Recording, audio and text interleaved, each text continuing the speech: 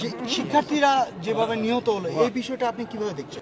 আজকে গুলিতে নিহত হয়ে বাড়ির মধ্যে চলে গিয়ে বাংলাদেশ ব্যাংক হ্যাক করেছে, পিএম অফিস হ্যাক করেছে, সরকার প্রতিষ্ঠানগুলো হ্যাক করেছে, যেন ব্যাংকিং সিস্টেম কোলাপস করেছে। সেই ছেলেপেলেরা বাধ্য হবে ঘরে বসে লড়াই করতে, বাইরে আর যাবে না। তারা ঘরে বসে ট্যাঙ্কের বিরুদ্ধে লড়াই হবে। কম্পিউটার বনাম ট্যাঙ্ক, এটাই হচ্ছে আগামী দিনের সূচনা। এবং সেখানে শেখ হাসিনা ড্রোন আক্রমণ থেকে রক্ষা পাবে না। কারণ যারা কম্পিউটার হ্যাক করতে পারে তারা, আমি শেখ হাসিনাকে বলতে চাই, আপনি কোথাও রক্ষা পাবেন না। তারা ড্রোন দিয়ে আপনাকে হত্যা করে ফেলতে পারে। তার মানে প্রযুক্তির ব্যবহার করবে তারা। প্রযুক্তি ব্যবহার শুরু হয়ে গিয়েছে, এটা শেখ হাসিনার মাথায় নাই। কারণ তার বাবার শিক্ষক ছিলেন আমার বাবা, এবং তিনি তাকে তার 14 গোষ্ঠীতে একটাই গ্র্যাজুয়েট, সেটা আমার বাবার কল্যাণেই হয়েছেন। এই বাস্তবতা বাবার আত্মজীবনী লেখা আছে, এবং শেখ মুজিব সেটা স্বীকার করতেন। সুতরাং এই প্রযুক্তি বানানটা শেখ হাসিনাকে লিখতে বলবেন, সঠিক লিখতে পারে কিনা দেখতে হবে, 1 নম্বর। 2 নম্বর, এই প্রযুক্তির শিকার তিনি হবেন হবেন হবেন, এটা আমি বলে দিচ্ছি।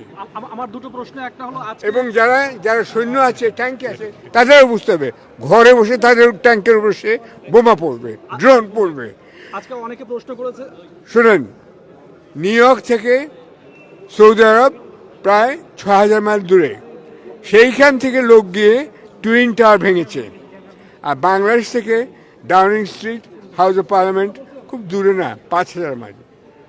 আর বাংলাদেশ থেকে, ঢাকা থেকে একটা বাড়ি থেকে গণভবন খুব দূরে নয়। এই বুঝতে হবে, এটা এখন প্রযুক্তির যুগ চলছে। এইটা গণ আন্দোলন শেষ, এখন প্রযুক্তি আন্দোলন হবে। এইটাই ছাত্রদের কাছে আমি আশা করি, যারা মেরিটোরিয়াস ছাত্র তাদের জান দিতে না করছি আমি, ঘরে বসে হত্যা করার আমি বলছি যে সেই প্রযুক্তি আবিষ্কার করো। ওই ভয়তে আমি হত্যা করতে বলছি না, আমি মৃত্যুদণ্ডের বিরুদ্ধে, মৃত্যুর বিরুদ্ধে আমি। কিন্তু তাদেরকে বলতে হবে আমাদের হাতে মৃত্যুর যন্ত্র আছে। তোমাদের হাতে যেমন আছে ট্যাঙ্কে, আমার হাতে আছে আমার ঘরে বসে, বিছানায় বসে আমি তোমাকে মারতে পারি। এসব প্রতিশ্রুতি দেওয়া হচ্ছে হাইকোর্টে, বা ধরুন নির্বাচন কমিশনেরও সুন্দর আইন আছে, দেশেও আইন আছে, কিন্তু আইন মেনে এই সরকার চলে না। সুতরাং সরকার কোনো মিথ্যা প্রতিশ্রুতি ছাত্ররা ভুলবে না, এটাই আশা করি। আমি ছাত্রদের প্রতি সংহতি জানাচ্ছি।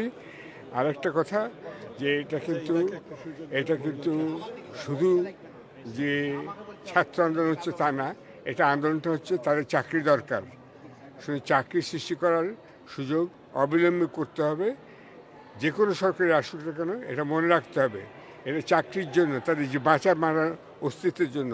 একটা পার্টিতে জয়েন করলো বললেই চাকরি পাবে, এটা হতে পারে না।